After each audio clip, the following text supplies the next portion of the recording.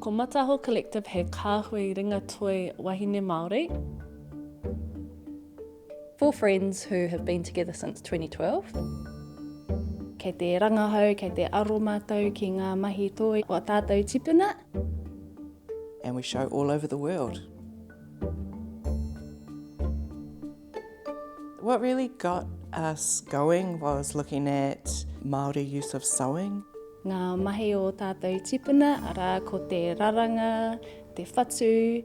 We look at those intricate practices of wahine and kind of make them bigger and bolder. Atua-sized artworks that really portray and celebrate the beauty of our artworks.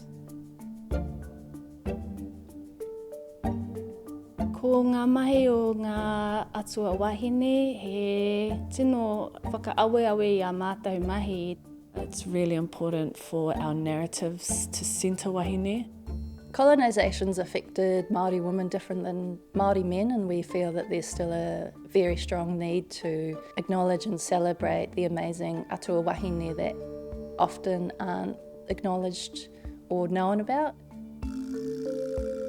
We think it's important to be visible, take up a lot of space, to showcase the talent and skills of wahine Māori for future wahine Māori.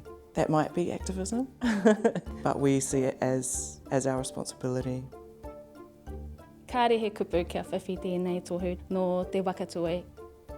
It's a big deal. I think being recognised for any award is so humbling.